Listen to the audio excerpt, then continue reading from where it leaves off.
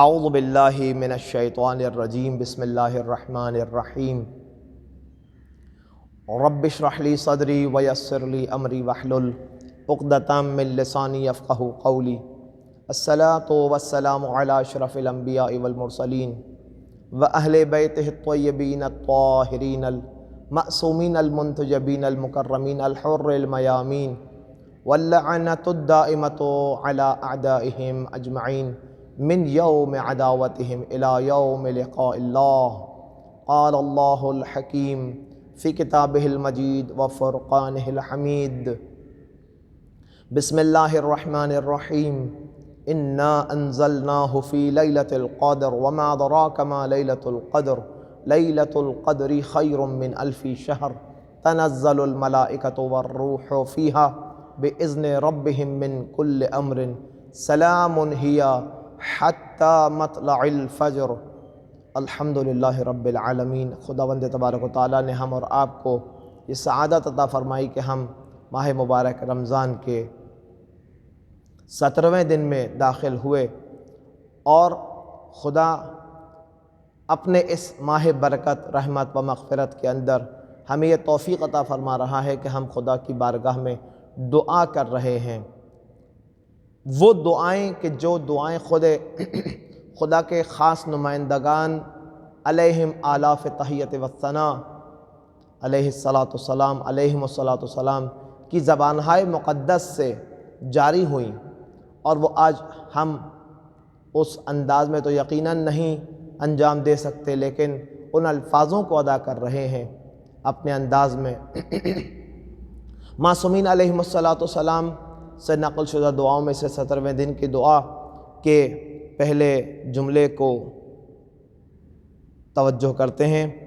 فرمایا بسم اللہ الرحمن الرحیم اللہم اہدنی فیہ لصالح الاعمال۔ ابھی ہم نے کل جو دعا پڑھی تھی، جس پر توجہ کی تھی، اس میں خداوند تبارک و تعالیٰ سے ہم نے یہ دعا کی تھی کہ اے خدایا ہمیں ابرار کے جیسی شباہت عطا فرما دے، اور اشرار سے شباہت رکھنے سے دوری عطا فرما، اور ہمیں اپنی رحمت کی آغوش میں لے لے۔ تجھے تیری رحمت اور تجھے تیری خالقیت اور مالکیت کا واسطہ۔ اور جس ابرار کے ساتھ شباہت رکھنے کی ہم نے بات کی تھی، ان میں سے جیسا ہمیں عمل انجام دینا چاہیے، اچھے اعمال کو انجام دینا چاہیے، وہ اچھے اعمال ہم خود بخود کیا انجام دے سکتے ہیں؟ معصوم اپنے اس دعا کے ذریعے سے ہمیں یہ بتا رہے ہیں کہ تم اپنے اعمال کے اندر اچھائی کو بھی خدا کی مدد کے بغیر انجام نہیں دے سکتے۔ خدا کی مدد تمہارے شامل حال ہوگی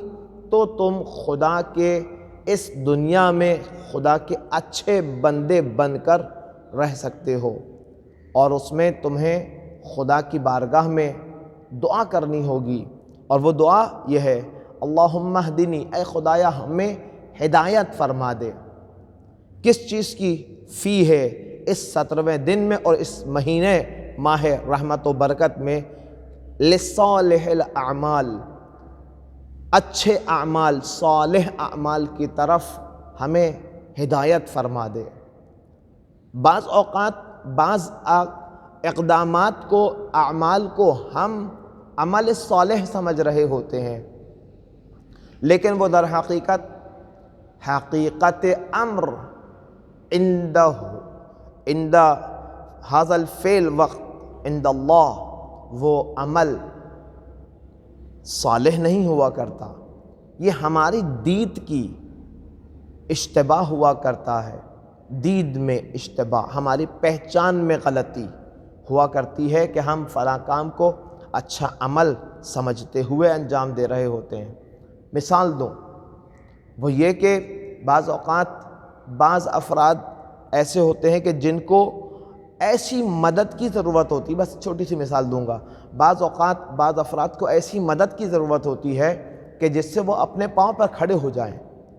اور ہم ان کو ایسی مدد کر رہے ہوتے ہیں کہ وہ اپنے پاؤں پر کھڑا ہونا تو دور کی بات بلکہ ایک ہیبیچول بیگر بن جائے، ہیبیچول مانگنے والا، عادت کر لے اگر مانگنے کی، ہمارے ہر روز تھوڑا تھوڑا سا عطا کرنے سے، تھوڑا تھوڑا سا ہمارا کچھ دینے سے، عنایت کرنے سے کسی کے، اور ہم اس کو جب بھی کچھ وہ تھوڑا سا جو دے رہے ہوتے ہیں اس کے اندر ہم یہ کہیں ہم نے یہ نیک عمل انجام دیا کہ یہ کچھ بھی نہیں تھا، اس کے بعد ہم نے اس کو یہ دے دیا، یہ جو کچھ دیا اس سے یہ حتیٰ 2 دن کا کام نہیں چلا سکتا، لیکن 2 دن کے لیے یا 1.5 دن کے لیے اس کے لیے کافی ہوگا۔ اب وہ 1.5 دن کے بعد کیا کرے گا؟ لیکن اگر ایک اچھا عمل ایسا ہو کہ جس میں اس کو شروع کے چند دن چلانے اور پھر اپنے پاؤں پر کھڑے ہو جانے اور کبھی بھی محتاج نہ رہنے کے لیے قابل بنا دیا جائے، کسی چیز کی ٹریننگ کروا کر اس کو کسی کام پر لگا دیا جائے، اور ایسی مصروفیات اس کو دے دی جائیں کہ جن مصروفیات سے اس کی مناسب طریقے سے ارننگ ہو سکے۔ یہ تو تھا مال کے لحاظ سے، اور اسی طریقے سے ان افراد کے لیے کہ جو تعلیم حاصل کرنا چاہتے ہیں، ایسے چیپٹرز کھول دینا، ایسے راستے کھول دینا کہ جس میں ان کے لیے تعلیم حاصل کرنے میں آسانیاں ایجاد ہو جائیں۔ آج آپ کسی کے لیے تعلیم حاصل کرنے کے راستے کے اندر واسطہ بنیں گے، کل وہ ایک تعلیم یافتہ انسان بن کر اپنے ان حالات کو یاد کرتے ہوئے دسیوں کے لیے اچھے عمل کا بانی بنے گا۔ اس کے ہر اس عمل کے اندر اس کے بانی بننے میں آپ شریک ثواب ہیں، آپ شریک حصہ ہیں۔ اس کے عمل کے اندر خدا اتنا ارحم الراحمین ہے، خدا اس عمل میں خود اس کو جتنا اجر دینا تھا اس عمل نیک کے عوض میں، خدا اس میں سے کچھ کم نہیں رکھے گا اسے دینے میں، اور آپ کے لیے خدا اس کے اعمال میں سے آپ کے لیے بھی ثواب کا حصہ رکھے گا، جس کے لیے آپ نے قربت الہی کے طور پر، قربت الہی کے نظر میں رکھتے ہوئے، قربت الہی کو نظر میں رکھتے ہوئے آپ نے جس کے لیے جو عمل انجام دیا ہوگا، یہ نیکی پلٹ پلٹ کر سامنے آتی ہے، نیکی پلٹ پلٹ کر انسان کو رپلائی دے رہی ہوتی ہے، بالکل اس طرح سے جس طرح سے اگر انسان کسی کے کام کو بگاڑنے کے لیے کوئی خدا نخواستہ نستجیر باللہ نعوذ باللہ کوئی انسان کسی انسان کے یا چند انسانوں کے کاموں کو بگاڑنے کے لیے جب کوئی اقدام کرتا ہے تو یہ سمجھ رہا ہوتا ہے، اگر کم فکر رکھتا ہو، کوتاہ فکر رکھتا ہو تو سمجھ رہا یہ ہوتا ہے کہ میں کامیاب ہو گیا، فلاں کے یہاں آگ لگا دی، میں کامیاب ہو گیا کہ فلاں کے یہاں میں نے یہ رشتہ ختم کروا دیا، فلاں کی میں نے جاب خراب کروا دی، فلاں کے میں نے نعوذ باللہ نستجر باللہ یہ مس کیریج کروا دیا، یہ بچہ ضائع ہو گیا، یہ ہو گیا، وہ ہو گیا، یہ کامیابی ان کو ملے۔ در حقیقت یہ کامیابیاں نہیں ہیں، یہ کیا چیز ہیں؟ یہ آخرت کی رسوائی اور دنیا کے اندر اپنی زندگی کے اندر ہی رکاوٹوں کے لیے بہت بڑے بڑے پلر کھڑے کر لیے ہیں، اور اسے جب پردے کے پیچھے کا دکھایا جاتا ہے سینریو کہ تم نے یہ کیا تھا، اس کے نتیجے میں تمہارے اپنی اولاد کی زندگی میں یہ رکاوٹیں خدا نے ڈال دی ہیں، تم نے یہ رکاوٹیں ایجاد کی تھی، خداوند تبارک و تعالیٰ نے تمہارے اس فرد، اس مومن یا اس مومنہ یا اس مسلمان یا اس انسان کی زندگی میں رکاوٹ ایجاد کرنے کی وجہ سے خدا نے یہ طے کیا ہے کہ تمہاری اولاد اب بے اولاد رہے گی۔ خداوند تبارک و تعالیٰ نے یہ طے کیا ہے کہ تم پر رزق کے دروازوں کو تنگ کر دیا جائے گا۔ خداوند تبارک و تعالیٰ نے یہ طے کیا ہے کہ تمہارے لیے اب رسوائی دنیاوی ایجاد ہوگی۔ یہ کیا چیز ہے؟ تمہارے ہی عمل کہ جس عمل سے تم نے یہ سمجھا، خدا انسان سے شریر انسان سے یوں کہہ رہا ہوتا ہے، لیکن کہاں ہیں وہ کان جو ان باتوں کو سنیں اور سمجھیں؟ کہاں ہیں وہ فہم کہ جو ان باتوں کو درک کریں؟ کہاں ہیں وہ حقیقت امر جاننے والے اور حقیقت امر کو تلاش کرنے والے کہ جو ان امور کی طرف توجہ کریں، کہ جن امور کی طرف توجہ کرنے ہی کو معارف الہی کہا جاتا ہے، اور انہی چیزوں کا نام ہے انسانیت، اور انہی چیزوں کا نام ہے معرفت الہی پہچاننا، انہی چیزوں کا نام ہے انسانیت کو پہچاننا، انہی چیزوں کا نام ہے دین پر عمل کرنا۔ اگر انسان ان چیزوں کی حقیقت امر کو نہ سمجھے اور اپنے فائدے کے لیے کسی کو فائدہ پہنچا رہا ہو، تو وہ اپنے فائدے کے لیے اگر کسی کو فائدہ پہنچا رہا ہے تو ایسے انسان کو اس عمل کے انجام دینے میں خدا ایک برابر بھی فائدہ نہیں پہنچاتا، ایک برابر 1% بھی فائدہ نہیں پہنچاتا۔ خداوند تبارک و تعالیٰ فائدہ فقط اس وقت پہنچانا شروع کرتا ہے حلال راستے سے،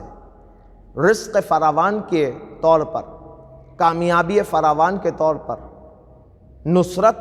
خدائی جب عطا ہوتی ہے تو اس کے رنگ ہی کچھ اور ہوتے ہیں، اس کے اندر مزہ ہی کچھ اور ہوتا ہے، اس کے اندر برکت و رحمت ہی کچھ اور ہوتی ہے، اس کے اندر خوشی ہی کچھ اور ہوتی ہے، اس کے اندر حقائق عالم کو پہچاننے کی صلاحیت ایجاد ہو جاتی ہے، اس کے اندر فہم اہل بیت اطہار، فہم معارف اہل بیت اطہار اتنا پیک پوائنٹ پر ہوتا ہے کہ انسان ان باتوں کو سمجھ کر پھر حقیقت امر کے ساتھ خدا کی بارگاہ میں ایک ایک قدم آگے بڑھ رہا ہوتا ہے، اور یوں ہی سفر طے کرتا کرتا انسان عرفان الہی تک پہنچتا ہے۔ ایسا ہی سفر طے کرتے ہوئے کہ جس میں انسان نیکی کرے تو خدا کے لیے، اپنا فائدہ نہ دیکھے۔ اور پھر فرمایا وَقْضِ لی فیہ الحوائج الاعمال، اور دوسرے جملے کے اندر کیا فرمایا؟ اور اے خدایا اس دن میں اور اس مہینے میں ہماری دعاؤں کو قبول کر لے، اور ہماری جو خواہشات ہیں جن کو ہم اپنے طور پر اپنے لیے اپنے ذہن و دل کے اندر ایجاد کیے ہوئے ہیں، خواہشات، اعمال نہیں ہے، اعمال ہے، اور ہماری حوائج، حاجات، ان کو تو قبول کر لے۔ یا من لا یحتاج الی تفسیر و سؤال، اب خدا کو اس کے علم کی طرف اشارہ کر رہے ہیں ہم۔ خداوند تبارک و تعالیٰ کی ذات کو ہم خود کیا کہہ کر پکار رہے ہیں؟ اے وہ خدا کہ جس کو کوئی نیاز نہیں ہے کہ اس کی خدمت میں ہم اپنے سوالات کو واضح کر کے بیان کریں، وہ محتاج نہیں ہے اس بات کا، اور وہ اس بات کا محتاج نہیں ہے کہ ہم اپنی حاجات کو تفسیر سے کھول کر تشریح کر کے بیان کریں، تب وہ ہماری حاجات کو سمجھے گا پھر قبول کرے گا۔ نہیں، ایسا نہیں ہے۔ اے وہ ذات، یا من لا یحتاج، اے وہ کہ جو محتاج نہیں ہے الی تفسیر السؤال، ہمارے سوال کی تفسیر اور تشریح کو جاننے کا محتاج نہیں ہے۔ ہمارے سوال کے کیے جانے سے بھی پہلے اس کی تشریح اور اس کی تفسیر کو تو جانتا ہے۔ اے خدایا تو ہمارے حال پر رحم فرما۔ یا عالماً بما فی صدور العالمین، اے علم رکھنے والے ان تمام امور کے کہ جو کائنات کے تمام لوگوں، عالمین کے تمام لوگوں کے صدور، ان کے سینوں کے اندر محفوظ باتوں کا تو علم رکھنے والا ہے۔ پس محفوظ یا نامعلوم پھر کیا چیز رہ گئی؟ ایک ہے ظاہر کی باتیں، ایک ہے سینوں کے اندر باتیں، ایک وہ ہے کہ جو الفاظوں سے نکلے ہیں، زبانوں سے الفاظوں کی صورت میں نکلے ہیں، یہ پھر فی الصدور نہیں ہے، یہ علی السنتکم آ گیا، ہماری اور آپ کی زبانوں پر آ جانے والے پھر وہ فی الصدور نہیں رہے۔ بہت سارے ایسے الفاظ اور جملے کہ جو ہماری زبانوں پر آ گئے پھر وہ تو واضح ہو ہی گئے، وہ کہ جو واضح نہیں ہوئے ہیں ہمارے اور آپ کے لیے، ابھی تک کتنے ہزاروں، ملینوں، اربوں، کروڑوں لوگوں کے سینوں کے اندر راز ہیں۔ اے وہ ذات کے جو ان رازوں کو بھی جانتا ہے، پس جو رازوں کو بھی جانتا ہو سینوں کے اندر موجود عالمین کے لوگوں کے، اس کو کیا تشریح اور تفسیر کی ضرورت ہوگی کہ ہم کیا چاہتے ہیں اور کیا نہیں چاہتے؟ اے خدایا تو بہتر جانتا ہے کہ ہمیں کیا چاہیے، اور تو بہتر جانتا ہے کہ ہمیں کیا نہیں چاہیے، ہم کس چیز سے فرار چاہتے ہیں تو وہ بھی جانتا ہے، ہم کس چیز کی طرف دوڑنا چاہتے ہیں تو وہ بھی جانتا ہے۔ ہم جس چیز کی طرف دوڑنا چاہتے ہیں اگر وہ ہمارے حال کے لیے بہتر ہے تو ہمیں عطا فرما دے، اور جس چیز سے ہم فرار کر رہے ہیں اگر اس فرار میں ہمارے لیے تیرے نزدیک مصلحت ہے تو تو ہمیں وہ خود بخود عطا فرما دے، اور اگر اس فرار میں ہمارے لیے نقصان ہے تو اس نقصان کو ہمیں پہنچنے سے بچا لے۔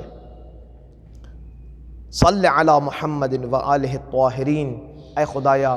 محمد و آل محمد علیہ السلام کی ذوات مقدسہ پر صلوات بھیج۔ اللہم صلی علی محمد و آل محمد، اے خدایا بحق اہل بیت اطہار علیہ السلام ہماری ان تمام حاجات شرعیہ قلبیہ کو قبول مقبول فرما۔ ان اللہ و ملائکتہ یصلون علی النبی یا ایہا الذین آمنوا صلوا علیہ وسلموا تسلیما۔ اللہم صلی علی محمد۔